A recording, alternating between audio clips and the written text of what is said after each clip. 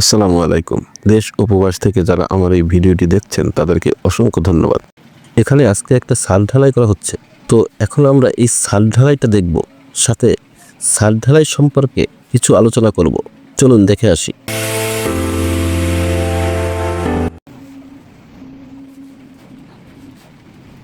এখানে দেখেন, এখানে সিঁড়িটা আগে ঢালা হয়েছে।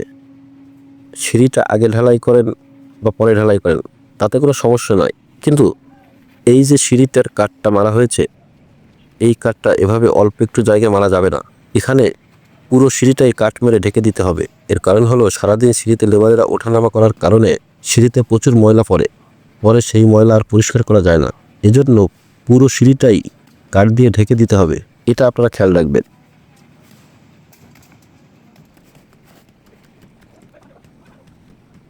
তারপর হচ্ছে ওখানে দেখেন, ওখানে মিক্সচার মেশিনের সামনে কি অবস্থা। এত বেশি মাল মাখিয়ে রাখা যাবে না, সেটা আপনাকে অবশ্যই খেয়াল রাখতে হবে।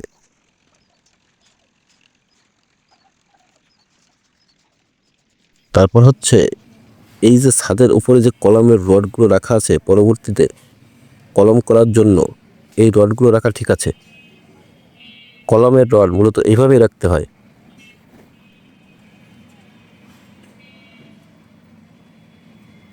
এই যে সবকটা কলমের সবগুলো রডই 2.5 ফিটের বেশি লম্বা রাখা আছে, এটা পুরোপুরি পারফেক্ট আছে। আপনারাও বাড়ি নির্মাণ করার সময় ছাদের উপরে কলমের রডগুলো ঠিক এইভাবে রাখার চেষ্টা করবেন।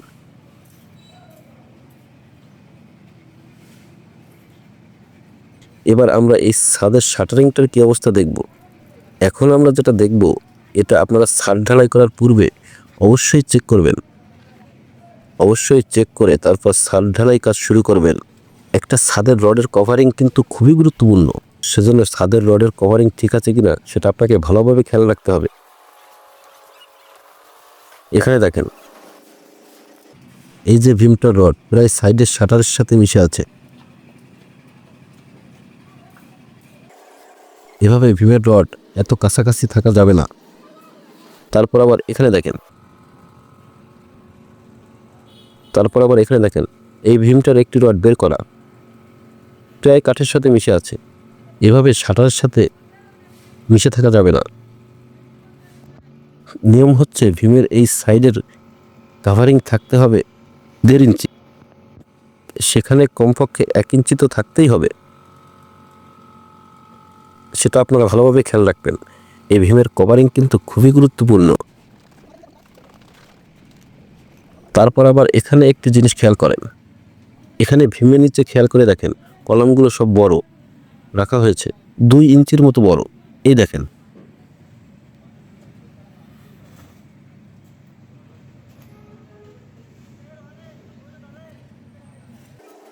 আবার এই কলমটাও বড়। এখানে দেখেন, এই যে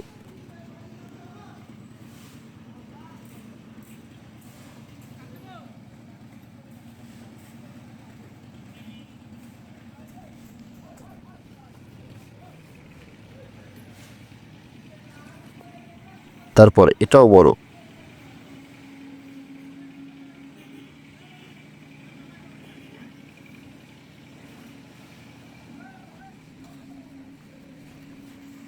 তারপর এটাও বড়।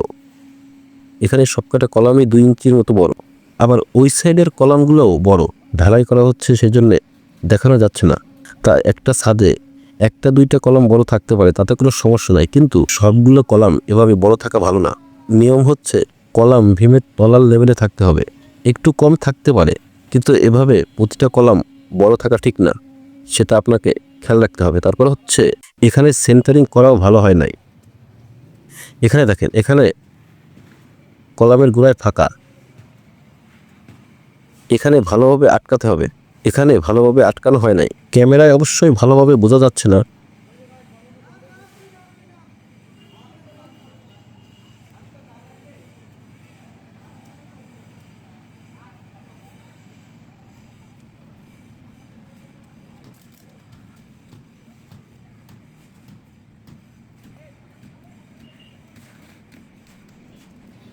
তারপর আবার এখানে দেখেন, এখানে একটি ছিদ্র, এই ছিদ্রটা আটকানো হয় নাই। এভাবে ছিদ্র থাকা যাবে না, এরকম আরও অনেক ছিদ্র আছে। ওই সাইডে ঢালাই চলছে, এই জন্য দেখানো যাচ্ছে না। তারপর আবার এই টেপগুলো দেখেন উঠে যাচ্ছে। এই টেপগুলো আপনাকে ভালোভাবে আটকাতে হবে, কোনো প্রকার ফাঁকা থাকা যাবে না।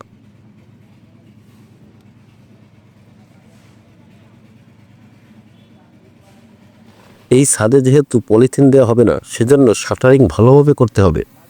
তারপর আবার এখানে শীটের কি অবস্থা দেখেন, শীটে টেপ মারা হয়েছে কিন্তু টেপ উঠে যাচ্ছে।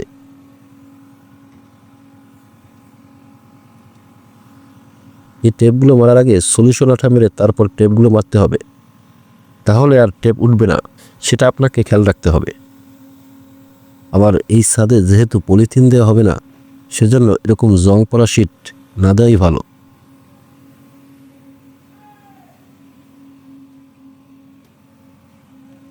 ছাদের এই শাটারিং ভালো না করা হলে কি হয়, চলুন দেখে আসি। এখানে দেখেন ছাদ ঢালাই করা হচ্ছে, আর নিচের শাটারিংয়ের কি অবস্থা দেখেন।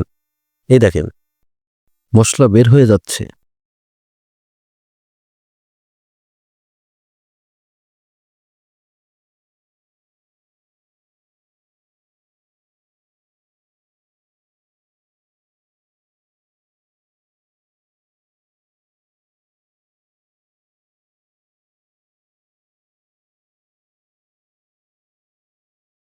তারপর আবার ঢালাইয়ের সময় কিছু পানি নিচে পড়বে, এটা ঠিক, কিন্তু এত বেশি পানি পড়া যাবে না, মানে শাটারিং করা ভালো হয় নাই।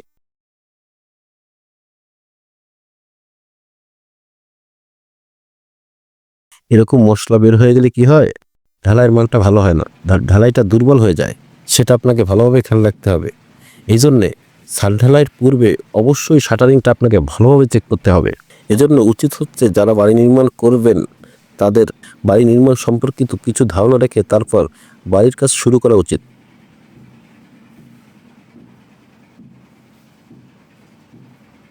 ইউটিউবে বাড়ি নির্মাণ সম্পর্কিত অনেক চ্যানেল আছে। বাড়ি নির্মাণ সম্পর্কিত আপনারা ওই সব চ্যানেলগুলো দেখবেন, তাহলে আপনাদের একটি ধারণা হবে কিভাবে বাড়ি বানাতে হয়, বাড়ি বানানোর সময় কি কি বিষয় খেয়াল রাখতে হয় এসব। তাহলে কি হবে, বাড়ি নির্মাণ করার সময় আপনাদের ভুল হবে না। ভিডিওটি যদি আপনার একটু ভালো লাগে তাহলে একটি লাইক দেবেন, আর সাথে সাবস্ক্রাইবটি করে দেবেন, আর পাশের বেল বাটনটি অন করে দেবেন, তাহলে পরবর্তী ভিডিওটি সবার আগে আপনি দেখতে পারবেন। ধন্যবাদ। আসসালামু আলাইকুম।